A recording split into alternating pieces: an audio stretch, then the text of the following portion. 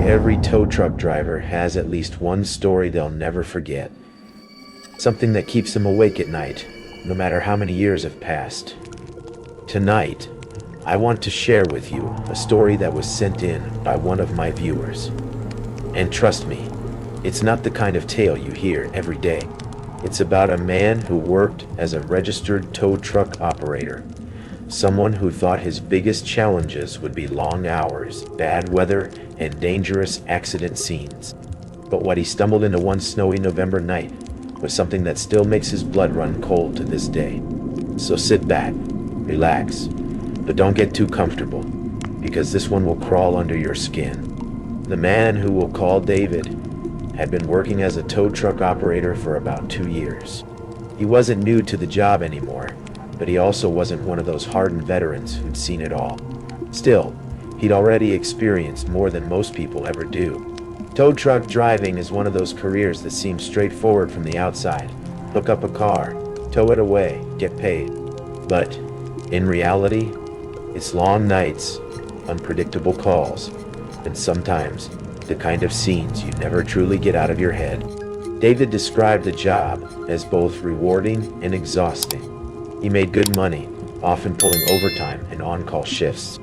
He'd been inspired by shows like Highway Through Hell, programs that made towing look almost heroic. And in some ways, it was. He was called out to car wrecks, hit and runs, even fatal crashes. He saw devastation, grief, and tragedy up close. But he said there was another side to the job, one most drivers don't talk about openly.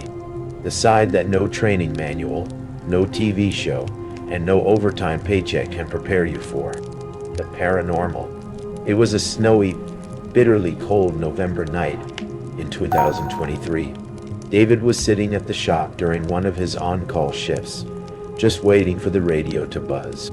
The night had been slow, no calls yet, no emergencies, just the hum of the heater, and the faint sound of wind howling outside. And then his dispatcher came through.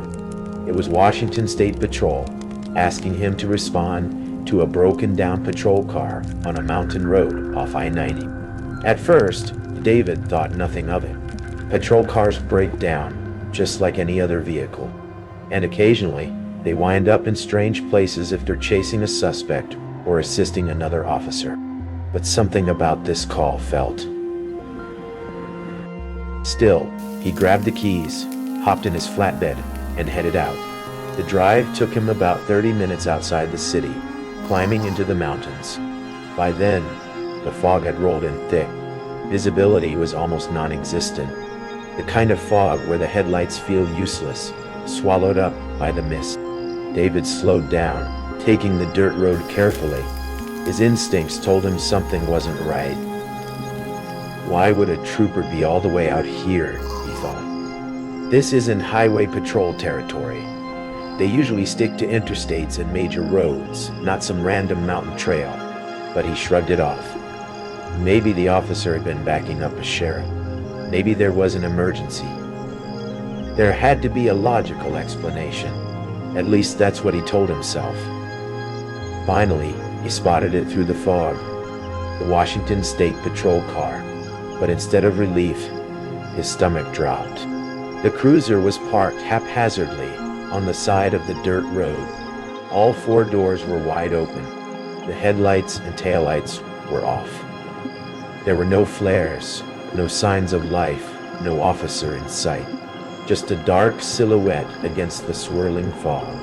David stopped his truck and just sat there for a minute, gripping the wheel. His instincts screamed at him to turn around. Something was wrong, very wrong, but against his better judgment, he decided to check. He always carried protection, an air rifle and a sidearm. So he slung the AR over his shoulder, holstered his pistol, and stepped out into the cold night air. The forest was silent, too silent. No wind, no rustling branches, just a heavy, suffocating stillness.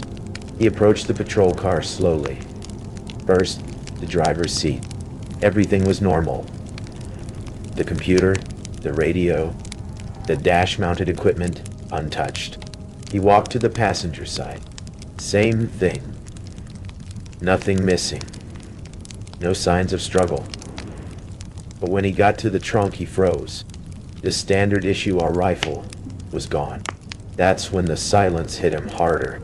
Tow truck drivers see plenty of horrifying things. Mangled bodies, grieving families, drunk drivers stumbling around in shock.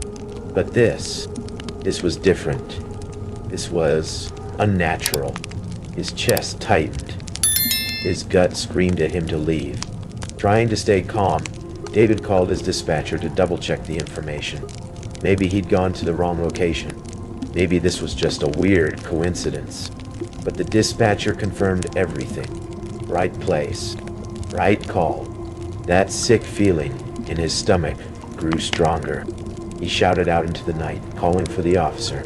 His voice echoed, swallowed by the fog. No response. Just silence. And that's when David knew he had to get out. He got back into his truck, started the engine, and didn't look back.